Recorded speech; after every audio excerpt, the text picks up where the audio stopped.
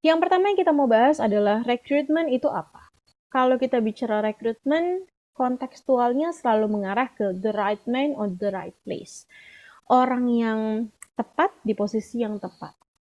Kalau kita mencari orang yang qualify, sangat bagus, tetapi kompetensinya tidak sesuai dengan apa yang kita berikan, di posisi apa yang kita berikan, orang tersebut kan tidak jadi kompeten juga.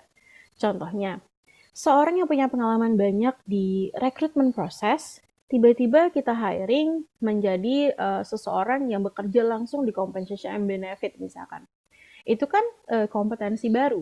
Meskipun dia punya banyak pengalaman di rekrutmen, tapi tidak berarti dia bisa langsung mengerjakan compensation and benefit. Even itu sama-sama HR. So, tugas kita sebagai recruiter adalah mencari the right man, dalam hal ini orang yang punya kompetensi baik, di posisi yang tepat, on the right place. Jadi yang ya bagus ini. Nah, di sini kita masuk ke tool selanjutnya, yaitu adalah recruitment budget plan.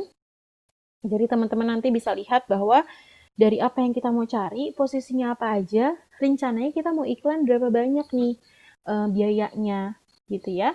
Di situ nanti teman-teman lihat ada psikotes kalau memang menggunakan vendor, medical check up kalau memang melakukan medical check up.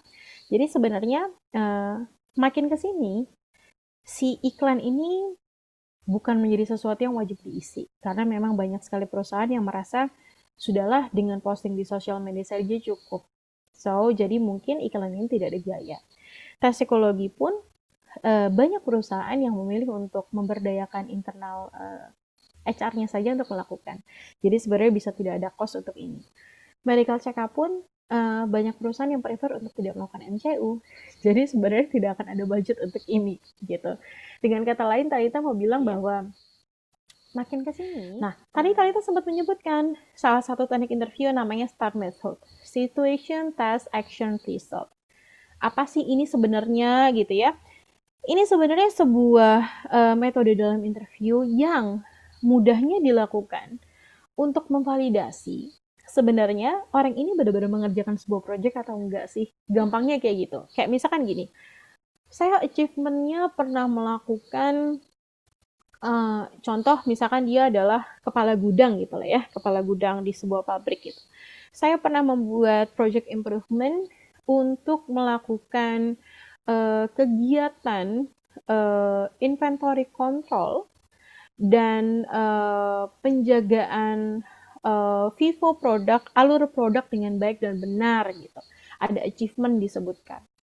Tapi ketika kita berikan situasi yang kurang lebih 11-12 dengan pekerjaan yang kurang lebih 11-12 dengan yang pekerjaan dia lakukan, kemudian kita menanyakan sebuah pertanyaan dengan banyak probing atau pendalaman, jawabannya tidak sinkron dengan apa yang pernah dia sebutkan sebagai achievement.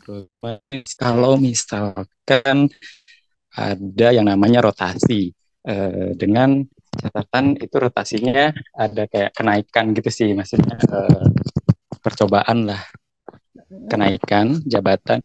Kalau misalkan dari awal emang belum ada perjanjian tuh berapa lama eh, bakalan diprosesnya gitu, maksudnya oh ini oke naik kayak gitu.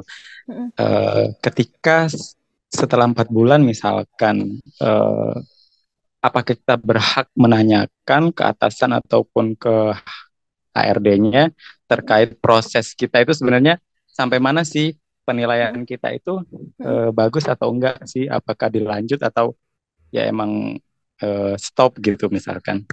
Oke, Itu bagaimana ya, Mbak? oke, oke, siap Kang Marwan. Aku coba jawab ya. Oke. Jadi dalam people development itu ada beberapa pergantian posisi yang kita sebutkan. Ada promosi, ada demosi. Promosi itu adalah kenaikan jabatan, demosi itu adalah penyesuaian jabatan dan biasanya turun posisinya. Ada mutasi. Mutasi itu biasanya akan ada pemindahan baik tempat maupun jabatan. Kalau rotasi itu biasanya kita di dalam satu departemen yang sama itu rotate dengan posisi-posisi lain yang ada di dalam jabatan. Oke. Okay? Nah, biasanya seseorang ketika diberikan opsi ini, baik promosi, demosi, mutasi, maupun rotasi, itu akan dipanggil terlebih dahulu oleh HR maupun user. Dipanggil untuk apa? Untuk memberitahukan kontekstualnya, mau diminta yang mana, alasannya apa. Let's say misalkan tadi Kak Maram bilang adalah rotasi. Seharusnya dengan proses rotasi itu, biasanya rotasi itu dilakukan mostly untuk orang